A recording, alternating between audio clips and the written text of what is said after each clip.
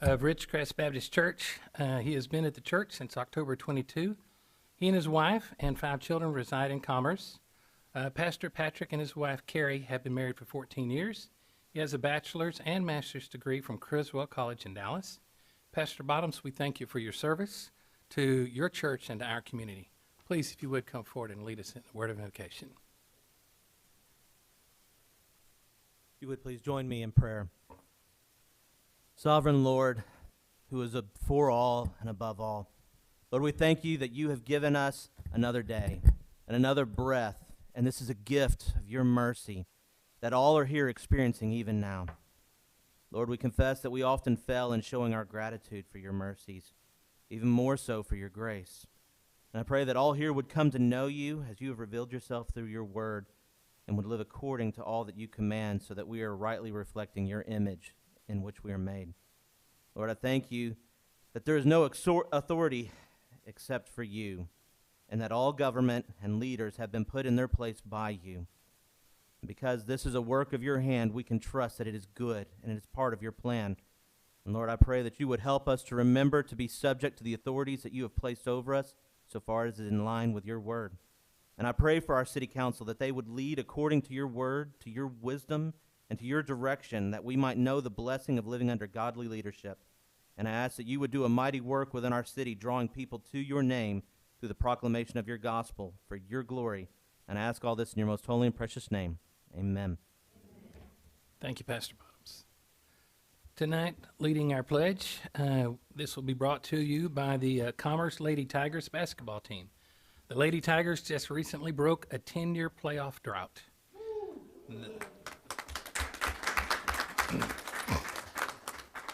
The Lady Tigers made their first playoff appearance since 2013 under the leadership of new head coach Rosia Medrano Lopez and assistant coaches Marissa Medrano and Jason Stevenson. The Lady Tigers finished their season strong, placing third in the district with an overall record of 18-13 and a district record of 8-4. They are very proud and looking forward to continuing their success. Hard work, discipline, and consistency continue to guide their growth and strengthen this team. The individual team achievements included Freshman of the Year Jordan Downey, First Team All-District J.D. Harris, Khalees Anderson, and Kaylin Crow, Second Team All-District Layla Ortega, Chelsea Chavez, and Kiara Reynolds. Honorable mention, Izariah Kilson.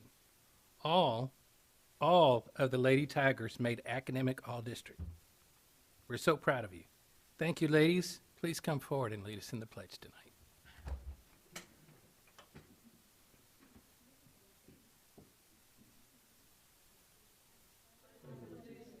To the flag of the United States of America, and to the republic for which it stands, one nation under God, indivisible, with liberty and justice for all. Honor the Texas flag. I pledge allegiance to thee, Texas, one state under God, one and indivisible. Now, if you'd please kind of turn around and let the city council come and join you in a picture.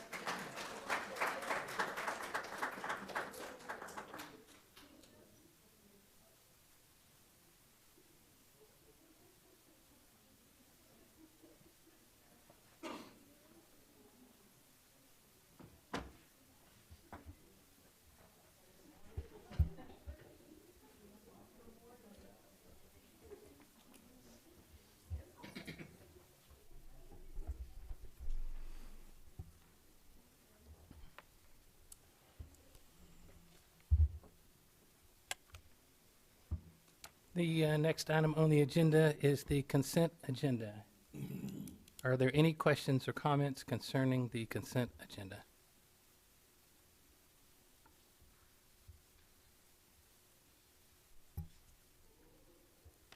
There being none, do I have a motion to approve? I move that we approve the minutes as presented. Second. All in favor say aye. Aye. All opposed, like sign. Motion carries. Thank you very much. Item 5, presentation to the City Council by members of the public. This is to be limited to 3 minutes. This period is reserved for citizens to discuss items not on the listed agenda. The response to public comments will be limited to 1, a statement of fact or policy, 2, direction to take up the issue with a city staff member, 3, an offer to place the item on a future council. All of this meaning we will not be responding formally to anything that the public might bring forward. Do we have anybody that wishes to come forward and address the council tonight? I do not have any cards. Mayor, I just have a couple of things during the public comment section. First, I would like to introduce Mr. Larry Boyd to the council. He is an executive coach and consultant with SGR, and he has been retained by the city to help do some coaching and evaluation of our police department and working with Chief Belitz. And so today was his first day to experience our community and talk to some stakeholders. And we want to welcome him and thank him for being here and for y'all to kind of see a face and a name to someone that's going to be helping your team. Excellent. Thank you very much. We appreciate your being here tonight. Secondly, I want to announce publicly that Commerce is hosting a baseball tournament this week. And for the first time in a number of years that we've hosted a baseball tournament here. And this season we will host at least 2, potentially 3 tournaments during the course of the baseball season. And so that's a huge progress for our programs and for our community, and we're excited about that. All right. Any other business from the public? Seeing none, let's move on to item 6, council comments. Pursuant to the Texas Local Government Code 551.0415, the purpose of this section is to allow the mayor and each city council member the opportunity to announce city events, community interest, and request that items be placed on future city council agendas. So let's start with Councilman Henry. Any comments for the public tonight? Councilman Muller? Well, the Thalian Culture Club would like to thank the city employees and the City of Commerce that took part in our Bark in the Park service program, our project, and we raised over $1,000 in monetary. Not for sure exactly how much we got for at least a trailer full of donations that went to the animal shelter. There was also a lot of things that were done online and on the wish list. So thank you very much for the city and to the citizens of Commerce. Okay, I have no comments. Councilman Ayers? No comments. All right. Thank you very much. Item 7, discussion and possible action on a resolution suspending for 45 days the effective date proposed by Atmos Energy Mid-Texas Division in its application filed on or about February 24th, 2023, pursuant to Section 104.301 of the Gas Utility Regulatory Act. Ms. Jacobson. Good evening, Mayor, City Council, City Manager. We have with us this evening Beth Datamo from Atmos Energy, and I will let her introduce this item to you. Thanks, Molly. Oh, can you hear me? Very. That work? It's got a green light. Yeah, and it's working. Okay, good. I was like, I'm sure. Okay. Thanks, Molly, for that, and thank you, Mayor, City Council, and City Manager Lisenby. I'm Beth Datoma, Manager of Public Affairs with Atmos Energy, and I've been before you before. For those of you that may not know, Atmos Energy files with the Railroad Commission each year to recover rates for our infrastructure investments that we do throughout our communities. You probably saw our crews quite a bit over the last few months as you did last year, but this year we did do some significant upgrades to the Commerce community, which was very exciting. Migrating our low pressure to intermediate pressure. So all of that around kind of the Washington, Bodark, Live Oak area has all been upgraded to all new infrastructure. So in the past, some of you or city especially might get complaints that during when it rains like days like today, or when it's cold, that those customers are going on and off of our system. That won't happen anymore. It's virtually impossible for those things to happen now with this new infrastructure. So in an effort to upgrade and recover those costs to the system, rate increases go forward to our cities. Commerce is a part of the ATM Coalition, and so the year that you all elected to do that, every year the coalition meets with their attorney. Your attorney happens to be Mr. Herrera, and he negotiates with our staff on what's a fair price. So this year, the proposed adjustment is $5.09 of an increase to a customer bill on the residential side. And then there's also commercial, industrial, and marketing, depending on how those customers fall in as well. What's before you tonight is this has already been approved and agreed upon by that coalition and every member of the coalition, so the rate will go into effect no matter what. The current effective date is April 25th, so what's before you is to ask if you would like to suspend that rate, which is being recommended by your attorney and our staff as well, to June the 9th. So if you approve the resolution before you tonight, it would effectively allow those customers to not receive the increase until June the 9th. So I'll take any questions if you have them. Do we have any questions? What exactly is the benefit of waiting that long? There's saves money for That's all there is for to it. 45 days. Yeah, there's really no benefit. It's kind of part of the negotiation, if you will, when they, Atmos Energy may say, we'll come in at XYZ dollar amount. The attorney will come back, and then they negotiate on that, and then they negotiate on an effective rate. This also puts you more in line with the other coalitions. There's 2 other coalitions, so you can pick a coalition that you want to be in, but the other coalitions, their normal effective date is in June. So this just puts almost all Atmos Energy customers at the same time. Okay. Any questions? Any other questions? We have a motion. I move that we accept the resolution suspending the 45 days, the effective date proposed by Atmos Energy Mid-Texas Division. All in favor, say aye. Aye. Opposed, like sign. Motion carries. Thank you very much. Appreciate you being here tonight.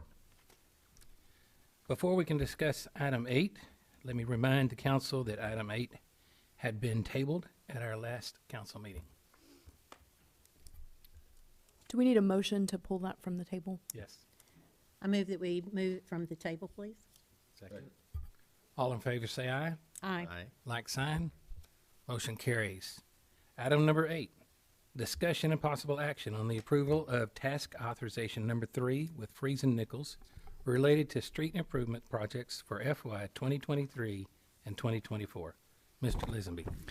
Mayor, Council, last month we took up this item for consideration, and at that time, we were actually asking for approval for task authorization number 3 in the amount of $586,650, which would authorize us to begin design services for the reconstruction and expansion of East Sterling Hart and reconstructing a portion of Oak Lane.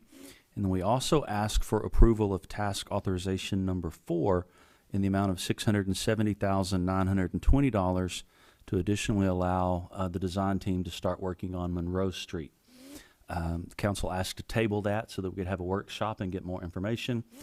During the course of that workshop, we discussed the design budgets as well as the construction budgets of these 2 scopes of work, and then looked at how we could cash flow those projects out over the next 3 or 4 years.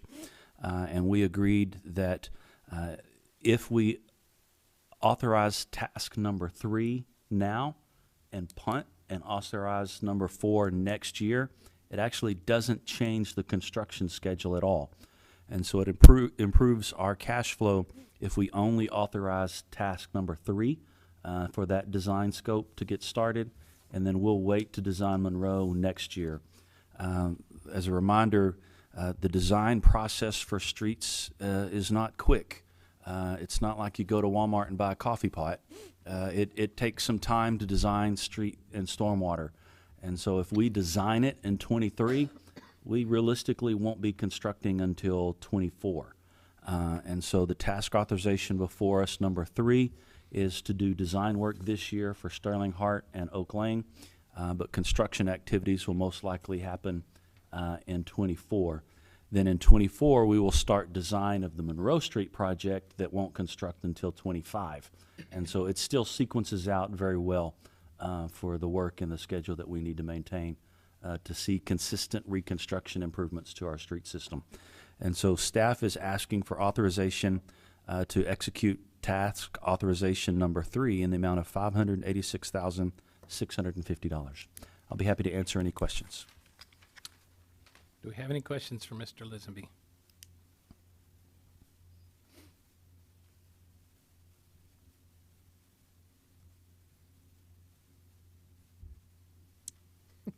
There being none, can I have a motion? I move that we approve the task authorization number 3 with Rees and Nichols related to street improvement projects for FY '23 and '24. Second. All in favor, say aye. Aye. All opposed, like sign. Motion carries. Thank you very much. Thank you. Item 9, discussion and possible action on a resolution by the City Council of the City of Commerce, Texas, adopting a set of financial policies. Ms. Campbell. All right, good evening, Mayor and Council. So these are financial policies. Last year, the council adopted 3 new financial policies. And in adopting this financial policy book, we said that we would be evaluating these policies every single year. The policies include our fund balance policy, our investment policy, and our debt management policy. And in doing so, I did review each one of these policies, but because there have not been any major changes in legal requirements and our daily procedures really haven't changed from last year to this year, we haven't seen any need to really change the policies. But we do feel like it's necessary to bring them back in front of you, let you know that we are still reviewing them. We feel like it's really important that even though we're not making any changes, that we should still review them every single year in order to maintain good practices and stay within any modern legal and financial practices that we have. And so I think that it's good that staff is recommending that we adopt the policies as they were written last year, no changes, which is why it would they still reflect saying FY 2022, or they still say 2022 because I didn't make any changes. One thing that will be different this year is that going forward, our budget book will have these financial policies in them. As a GFOA best practice, they say it's in your budgetary book, it's good to have these financial policies in there so people can kind of reference and see what it is that your city is doing and you know, your best practice. Of course, we want to keep adding on financial policies, but I only want to choose policies that are good for us. I don't want to just do a cookie cutter, this is what this city does, this is what this city does. I want to do what works for us.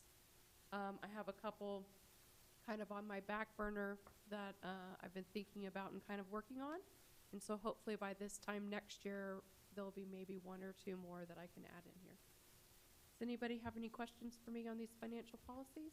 Any questions for Ms. Campbell? No changes, right? No changes. Ms. Campbell, can you remind us what the targets are for fund balance on general and enterprise funds? Sure. So the general fund and the public utility fund are different.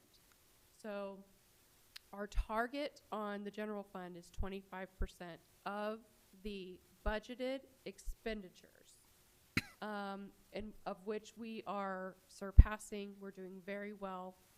And within the fund balance, we mentioned that anything that goes over that, you have the ability to move that fund balance to either a capital improvement fund or your equipment replacement fund. And so on the public utility fund, it's a little bit higher. I believe it's 35%. We have not quite reached that, but we have been pretty aggressive over the last few years in trying to reach that fund balance. My audit is not completed. I did reach out to them today, and they're hoping to have some really good solid numbers May 2nd is our workshop, and I believe they're going to try to actually bring it to you guys May 2nd. Them being auditors and accountants, that April council meeting on the 18th is pretty close to also tax season, so it's kind of difficult for them to make it for that. But when they come, we will go over what our fund balances are and how they've increased and how they've been doing much better. While we're still trying to improve our public utility fund, it's always better to have a higher fund balance on your public utilities because of the infrastructure and the things that could go wrong on your public utilities. And so we don't want to change that yet, especially because we haven't quite reached that threshold. When we're budgeting, we budget using that same mindset. And so when I do the budget, I'm going to keep it within that fund balance, right? So I'm not going to dramatically drop our fund balance. I will keep it within this fund balance policy. And so same thing on the public utility side. We'll keep working on growing that fund balance, making it stronger until we can really hit that fund balance that we want to try to hit within this policy. But we're so close, so close. I don't want to give anything away, but we are so close. Any other Excellent. questions? There being none, thank you very, very much, Ms. Campbell. Can I have a motion, please? Motion that we pass resolution adopting a set of financial policies with no changes. Second. All in favor, say aye. Aye. Opposed, like sign. Motion carries. Thank you. Item 10, discussion and possible action on a resolution approving a tax resale deed for the property located at 1500 and 1502 Washington Street, property ID 70091 and 92, within the City of Commerce, and the authorizing the city manager or his designee to execute any necessary documentation. Ms. Jacobson. Good evening, Mayor, Council, City Manager. You've seen several of these before. This tax resale deed was brought to us by the school's tax attorneys. This is actually for two properties that were struck off to Hunt County as the trustee in the spring of 2020. The county commissioners have since approved these resale deeds, but as is procedural, it goes before every taxing entity for your approval because the bid, which is, we'll talk about in a second, doesn't quite cover the outstanding taxes on these two properties, which is in the ballpark of about $17,000. The bids we received for the two properties total about $5,000. Property ID 70091 is 1502 Washington Street. We received a bid of $2,376.40 for that property. Property ID 70092 is 1500 Washington. We received a bid of $3,302 for that property. Those two bids total $5,678.40. After paying the tax attorneys and the county for the transaction, the city would receive approximately $1,000 of that. One other thing I do want to mention is in doing some research on these two properties, I did find approximately 9-10 mowing liens, as well as a labor lien on 1502 Washington Street. So those liens total about $20,000. If this sale were to be approved, we would forgive those liens.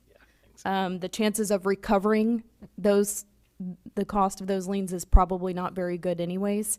The bidder for these two properties is Miss Sarah Alderman. I believe her intention is to build for her Alderman Financial company on that property. So of course, if you all approve this, it puts it back on the tax roll. We can start realizing some revenue from that again. If you have any questions, I'll do my best to answer them. So if you're not familiar with where these properties are, they're right across from First Baptist Church, where the former Cleaners was at one point in time. Herman Bennett III's Cleaners. Any questions for Ms. Jacobson? You said they wouldn't quite cover the $17,000 owed. That's a little bit of an understatement. Mm-hmm.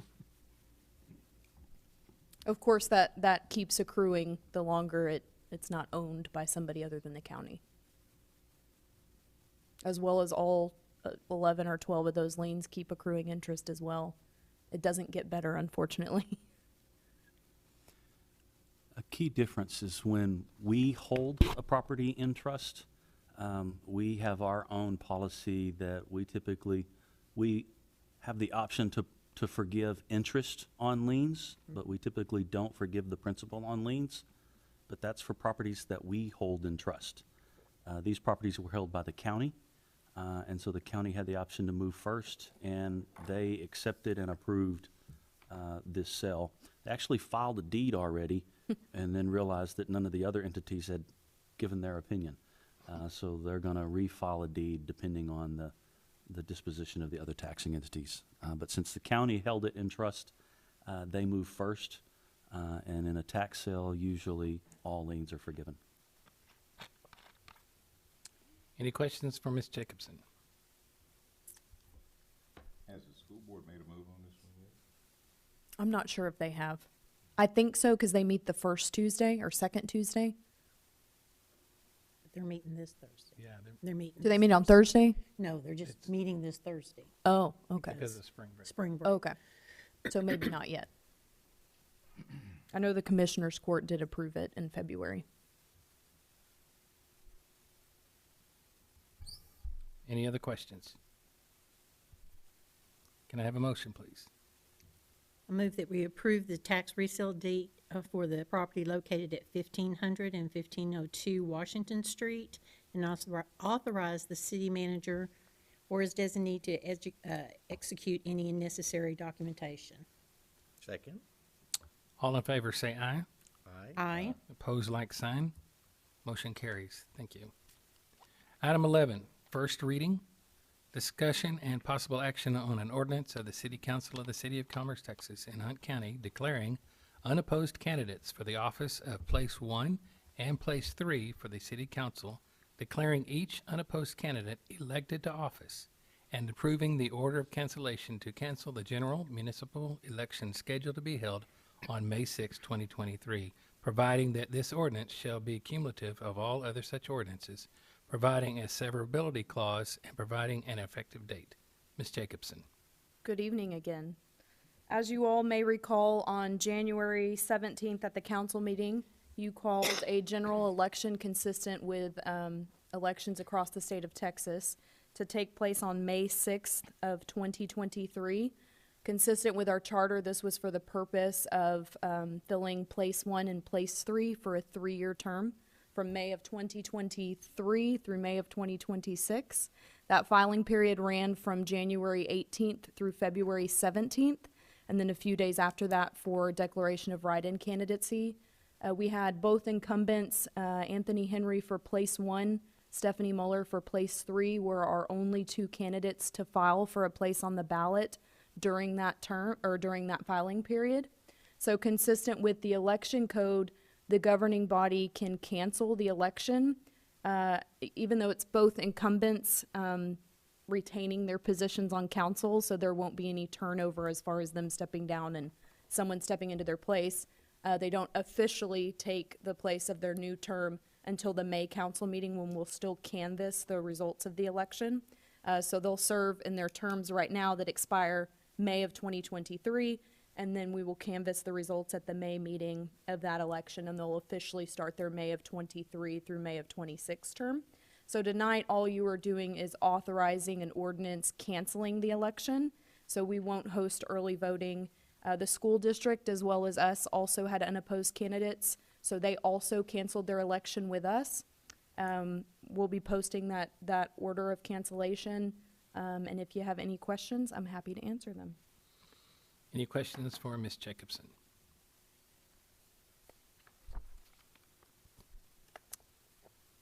If not, can I have a motion, please? I move that we approve the cancellation of the election on May 6th, which would affect Place 1 and Place 3 on the city council. Second. Okay, you go on second. I'll second tonight. Good. All in favor, say aye. Aye. All opposed, like sign. Motion carries. Thank you very much. Item 12, second reading.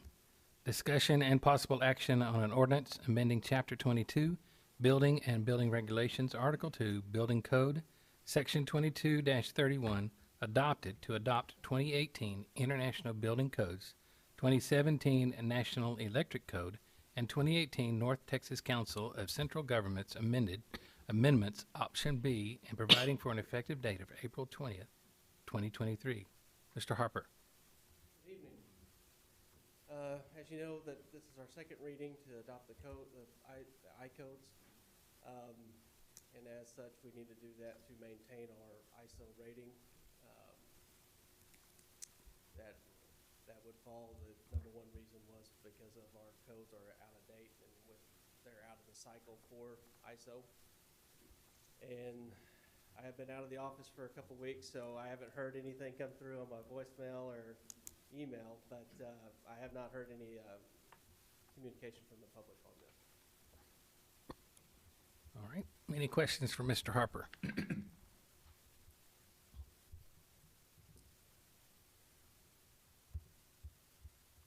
There being none, Someone ask him a hard question, Yeah. please. I figured you would. So there being no questions for Mr. Harper, may I have a motion, please? Make a motion that we pass on the second reading. Second. All in favor say aye. Aye. Pose like sign. Motion carries. Thank you, Mr. Harper. Item 13, City Manager's Report. Mr. Lisenby. There was no public input to respond to, but our illustrious attorney did point out that Molly failed to mention by not having an election, we saved quite a bit of money as well. Important distinction. So I invite Ms. Campbell up for our financial update. Good segue.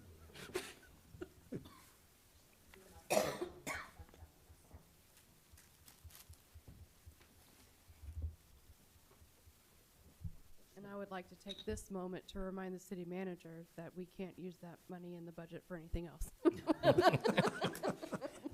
Save it for next year. I had so many ideas. No more coffee pots. All right. So we'll start with our sales tax. So as of February of 2023, we have reached 51% of our budgeted sales tax revenue, which is a little bit greater than $716,000. We are slightly under last year's February collection, but this is only because in 2022, February of 2022, a large vendor was playing catch up and in February. And so if I was to back that overpayment out, we'd actually be about 20,000 greater than we were in February. So if it kind of skews things, but we're actually doing a little bit better if I kind of back that out. I did add something new to the slide, and that's going to be the rebates that's up here on the left. As of right now, the only rebate, sales tax rebate that we've actually given is related to the Tractor Supply, and that was for Q1. As this grows, so in March, when I give you the March numbers, it will be different. It will be greater because we're only paying them quarterly. When it comes to the Bloomfield 380 agreement, I reviewed that, and I believe that's twice a year. So, but I just wanted to show you that's what that new rebate is up on the side. The remaining balance that you have in the rebates is directly related to the Tractor Supply remaining balance. And we did budget for the rebate. And so I don't want you to think that it's just all of a sudden removed. We did budget for it. So, oh, I'm off a page. If we look at our February totals, you know, it's not a whole lot to kind of talk about here.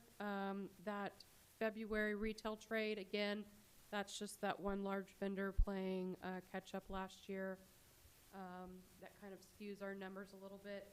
The utilities are much higher than they were, and that is due to the increased rates that we're seeing. So, and the utilities aren't just your electric, they're also your gas. And so it's, I think everybody pays that bill, so I think everybody understands that as your rates increase, the sales tax percentage that you're gonna pay is also increasing, but that's why it just seems kind of like an unnatural inflation, and so that's where it's coming from. And if we look at our retail slide, so here in our retail slide, in February and in November, we have a biannual payment from a large vendor. That always kind of skews it to where it's not, our main payers are not our department stores. And so that's why we have this large skew. Again, our retail online sales are still really strong. They're doing well. $10,000, almost $11,000 in February, almost to the dollar of where we were in February of last year. Any questions on retail trade? It seems to be really strong, going well.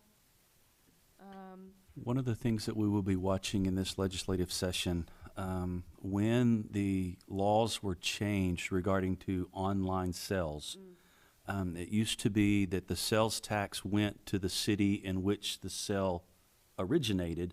So if you go on to Amazon and you buy a water bottle, Commerce didn't get the sales tax from that purchase. The city that had the warehouse that held the water The bottle distribution got city.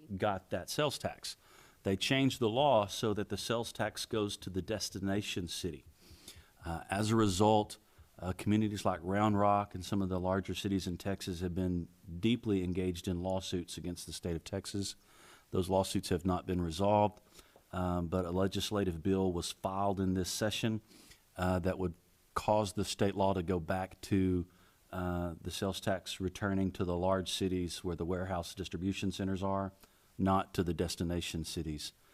We will have to wait and see if that legislation passes or not, but if it passes, I believe we'll see a drop in some of the significant rises we've had in our online sales.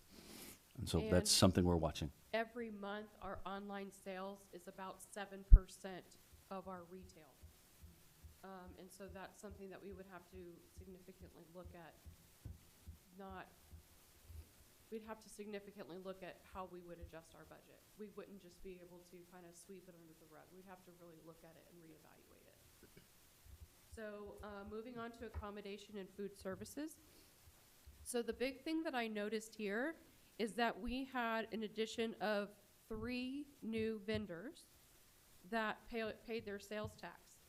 But what they did is they paid their sales tax for, it looks like, the last 6 or 7 months, all in one really large payment, which, I mean, I'm fine. That's fine, right? I'll take it. But that did change, it had a big jump, right, in February, and it did kind of change the breakdown of our full-service restaurants. But it was really nice to see what these restaurants were doing and how they're doing and how they're adding to our community, so it was exciting to see that. And I will say that there are some other ones that it looks like they just haven't paid yet. And then going on to property tax. So as of February of 2023, we have reached 91% of our budgeted property tax levy, which is more or less about $3.5 million. At this point in the year, we'll start seeing collections start dropping. They'll start slowing down. And then what we'll also see, and this is something that we've seen more in the last 2 years than we have seen previously, is that any of the properties that are still under contest, if their property values drop and they're given refunds, we'll start seeing that now. And so when they give refunds, they will take that money away from us. And so that's affected us over the last 2 years more than it had in the previous 3 years. And so that's kind of what I'm kind of keeping my eye out for, is any kind of large refunds. Because now that people have paid their bills, maybe some of these contested properties, they're kind of starting to clear up the courts. They're coming to agreements, things like that. And so we'll start seeing it slow down. I suspect that we will hit our budgeted numbers. At some point in April, we will have our preliminary tax roll for our 2024 budget, which is based on January 2023 valuations.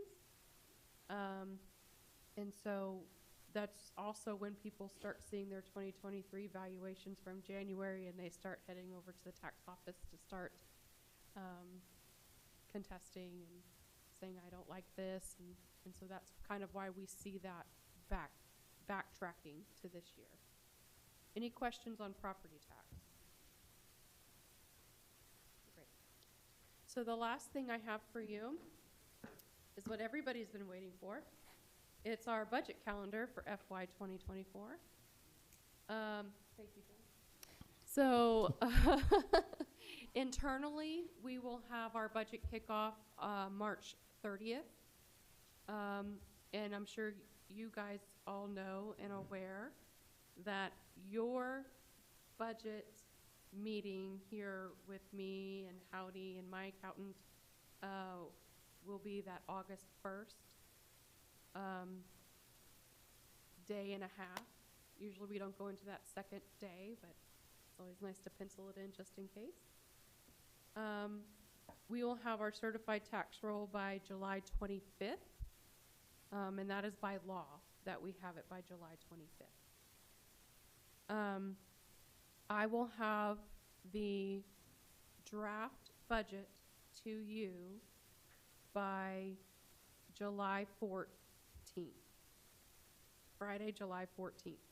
And I will hand deliver them to you like I have in the last few years, and answer any questions that you might have at that time. And then it's yours for a couple of weeks until we meet again in August. You'll see here that there's an option 1 and option 2. Option 1 is only if the tax rate is going to be one that we have to have an election. We try to avoid this at all costs, okay? But really it's up to you guys. And so until we get to that point, I try to let you guys know if we have to have an election, this is the timeline for that. So that's option 1. If you guys decide that we want to stick with property tax where we don't need an election, that would be our option 2. And that is typically, historically, where we have tried to aim and where we've tried to stay, is where we don't need an election, where we're not raising the property tax revenue that significantly. And then, of course, September 30th is the end of our fiscal year, and October 1st will be the beginning of our new fiscal year. So this is yours. If anybody has any questions on the budget calendar? Nope. Wonderful. Any overall questions for Ms. Campbell? Thank you. All right. It appears that we have a need to motion to recess tonight into executive session. May I have a motion, please? Move that we dismiss to executive session. Second. All in favor, say aye. Aye. Pose like sign. Motion carries. 6:43, we recess.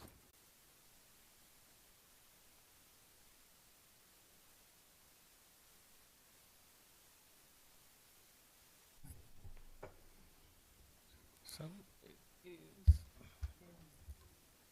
it's 7:15. I call the city council meeting back into session. We have no actions as a result of our executive session. So I do want to apologize to Ms. Jacobson and Mr. Lisenby for being in such a rush to get to the executive session, which I'm not sure why I was, but I was. So let's start with Mr. Lisenby. Let's start with calendar of upcoming events, Ms. Jacobson. Hello, Mayor and Council. I'm going the wrong way on my PowerPoint. There we go. So, a few things. Just a reminder that the pop-up library for the Commerce Public Library has relocated They are now at 1008 Main Street.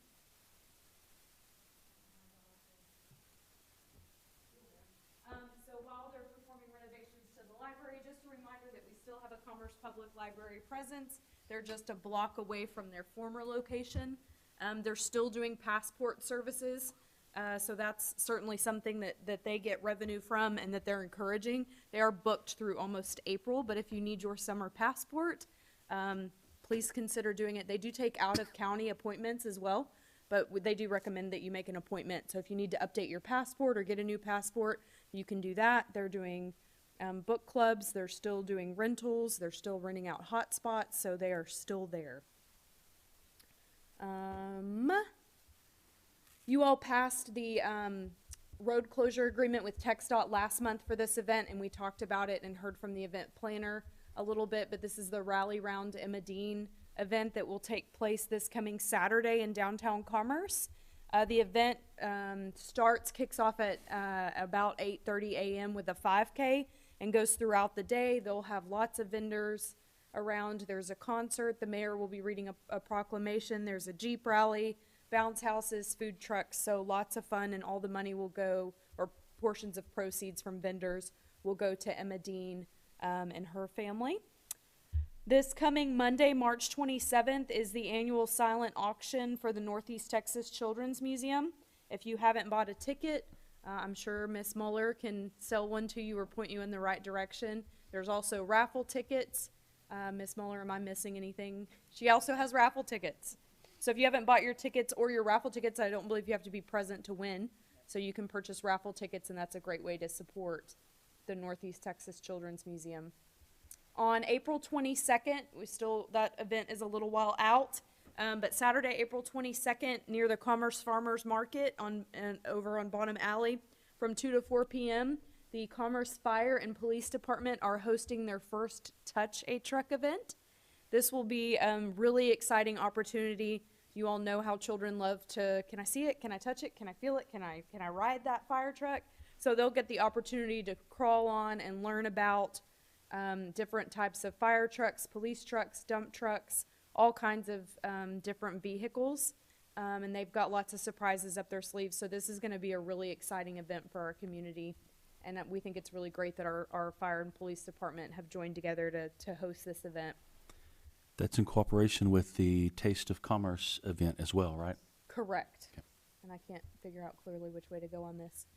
The pop-up shop event, a lot of you recall the Commerce Downtown Alliance sponsored this event back in October, I believe it was. It was very hugely successful, so they're hosting this event again on May the 4th. It will again be from 5 to 8. So just giving you a heads up that event's coming. There will be an opportunity for kids who are interested in entrepreneurial talents or hobbies. They'll also have the opportunity for those kiddos to participate in this event, which is new. So that's really exciting. And I think those are all the events that I have. Thank you, Molly. Mayor, I'll just briefly touch on some project updates. We've had some progress on a handful of projects that we've got going on. We met this week with the architect and the construction team associated with the animal shelter. We've completed schematic designs, about 30% of the design process. We have the footprint nailed down that provides the capacity and the functionality that we need within that facility, and we're within the new budget that the council gave us. And so we're moving forward into the next phase of design, and the contractor is wanting to start moving dirt in late April, early May of this year. Wow. And so what you'll see happen, because we're using a design, build, delivery method, we can actually start construction, start doing site civil dirt work and foundation work while the architect finishes up the interior designs and some of the finishes on the inside. So we can actually start faster. And so you'll start seeing some what we call early release packages coming in associated with this project. So for example, once we know what the full dirt work project needs to be, they'll put a price together and I'll bring that to you, and we'll just approve the cost of that scope of work, which is dirt and civil. Then at some point, we'll know exactly what HVAC systems we need to buy, and those aren't on the shelf at Home Depot. When you order a big HVAC system, you place the order, and it's going to get delivered some point in the future. So we want to order those items as soon as we've locked in what the sizes will be. So that will potentially be an early release package. And so you'll see little scopes of work come in on this project that we'll approve and authorize the contractor to get started. And then when we wrap up the full design process, then they're going to give us what's called a guaranteed maximum price. And we'll put the final cost and price tag together for the project, and that'll come back to you. And so as we authorize work, you will get a chance to see those costs and see what the numbers are. And one of the benefits of this process is full and complete transparency in the costing and the bidding. Traditional design bid build, when you bid a project out, they walk in and say, here's your price, and you don't get to see much behind the curtain. With this process, we see everything behind the curtain, and you'll get to see some of those numbers as we go forward. You may notice that the splash park has gone vertical, and so we're seeing progress there. They're starting to do plumbing. There's a lot of piping that's going to go under the ground. That plumbing should be delivered in the next week or two, and then you'll see the plumbing go in, then they'll pour the concrete on top, and it's quick from there. So we still are on track to try to open by the end of the school year. The library asbestos abatement has been completed with some good news. We initially thought that they were going to have to rip out the original wood floor.